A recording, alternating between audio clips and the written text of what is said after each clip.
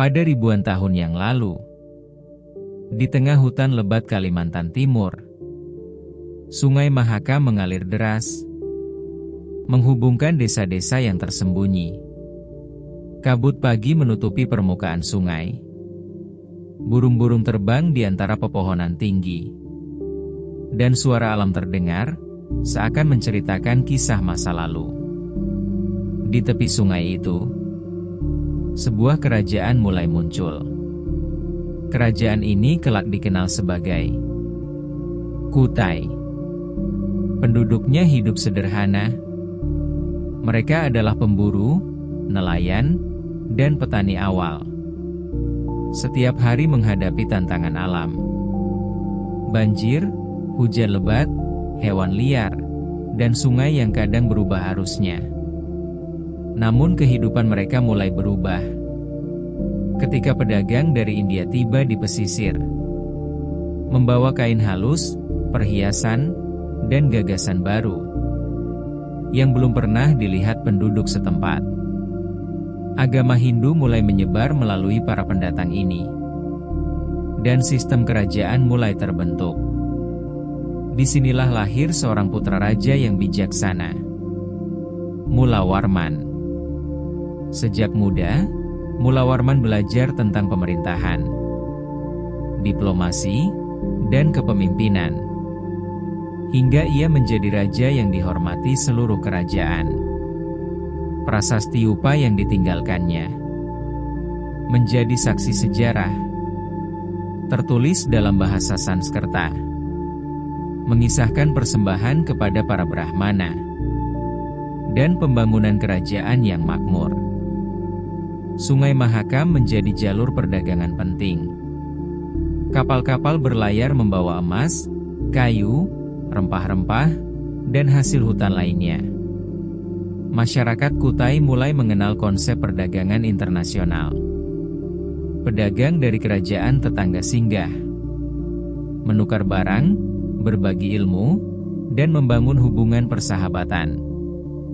Budaya lokal dan agama baru berpadu, menciptakan harmoni unik yang menjadi ciri khas Kutai. Upacara keagamaan dan ritual adat mulai berlangsung di berbagai tempat. Seniman menciptakan ukiran dan patung, menandai kejayaan Kutai pada masanya. Hari demi hari, kehidupan kerajaan bergerak. Petani menanam padi dan jagung. Nelayan menangkap ikan dengan jala dan perahu kecil. Para pengrajin membuat kapal dan alat sehari-hari. Anak-anak belajar menulis di tanah liat, mengikuti jejak leluhur mereka, dan mendengarkan kisah yang diceritakan tetua desa. Malam hari, api unggun menyala di tepi sungai, menciptakan suasana hangat dan aman. Biksu dan pendeta dari India mengajarkan ajaran moral, keberanian, kesabaran, dan kejujuran kepada rakyat dan anak-anak yang penasaran. Kehidupan sehari-hari Kutai penuh ritme alam, perdagangan, dan ritual spiritual. Dan begitulah, kerajaan Kutai menapaki jalannya menuju kejayaan. Menjadi fondasi sejarah Nusantara yang akan menginspirasi kerajaan-kerajaan berikutnya. Pagi tiba di Istana Kutai. Raja Mulawarman duduk di singgasana, dikelilingi penasihat dan pemimpin klan. Mereka membahas masalah perdagangan, distribusi hasil bumi, keamanan kerajaan, dan strategi menghadapi kerajaan tetangga. Di halaman istana, pedagang dari jauh tiba, membawa sutra, rempah, dan perhiasan. Disambut dengan musik tradisional dan tarian, menandai persahabatan dan kerjasama perdagangan. Anak-anak kerajaan belajar menari dan menyanyi, mengikuti guru-guru mereka dengan penuh semangat. Di desa sekitar, petani menyiapkan panen mereka, sementara nelayan memeriksa jala dan perahu. Para pengrajin membuat ukiran dan patung untuk menghias kuil dan istana. Festival tahunan semakin dekat. Persiapan berlangsung selama berhari-hari. Kain-kain indah dijahit, makanan istimewa dipersiapkan. Persembahan diatur dengan seksama.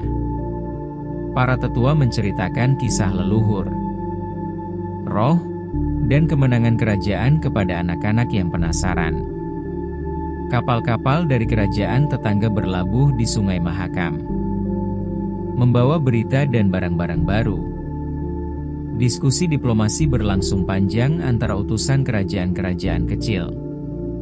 Raja Mulawarman menekankan pentingnya kerjasama, perdamaian, dan keharmonisan. Malam hari, cahaya obor menyoroti wajah-wajah penuh harapan dan kebijaksanaan. Para pengrajin, pedagang, dan rakyat berkumpul, belajar, dan bekerja bersama. Kutai menjadi simbol integrasi budaya lokal dan pengaruh asing, menciptakan kerajaan yang makmur dan harmonis.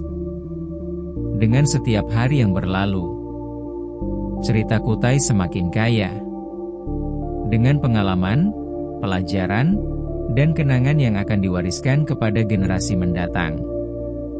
Sungai Mahakam tetap sibuk.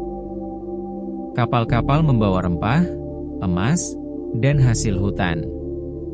Pedagang belajar strategi, diplomasi, dan kesabaran. Seniman dan pengrajin melestarikan seni ukir, patung, dan prasasti.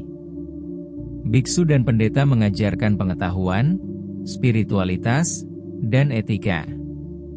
Kutai membuktikan bahwa kerajaan yang kuat bukan hanya tentang tentara atau kekayaan, tetapi tentang harmoni masyarakat dan integrasi budaya.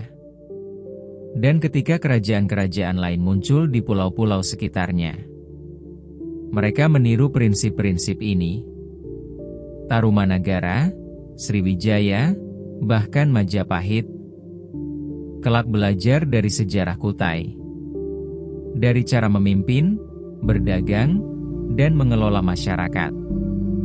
Anak-anak yang belajar menulis prasasti hari ini, suatu hari akan menjadi pemimpin, pedagang, atau seniman besar. Kutai meninggalkan jejak yang tak terhapuskan dalam sejarah Nusantara. Setiap sungai, hutan, dan patung yang dibuat mengingatkan kita bahwa Nusantara memiliki akar yang dalam, kaya budaya, dan sejarah panjang. Inilah awal dari saga panjang kerajaan-kerajaan Indonesia, dengan Kutai sebagai fondasi pertama. Bangkitnya kerajaan-kerajaan berikutnya tidak lepas dari pelajaran yang diberikan oleh raja dan rakyat Kutai. Sejarah Kutai adalah pengingat bahwa kekuatan terbesar sebuah kerajaan terletak pada kebijaksanaan pemimpin dan keharmonisan rakyatnya. Dan dengan demikian, kita menutup bab pertama dalam kisah panjang Nusantara. Tetapi perjalanan sejarah baru saja dimulai.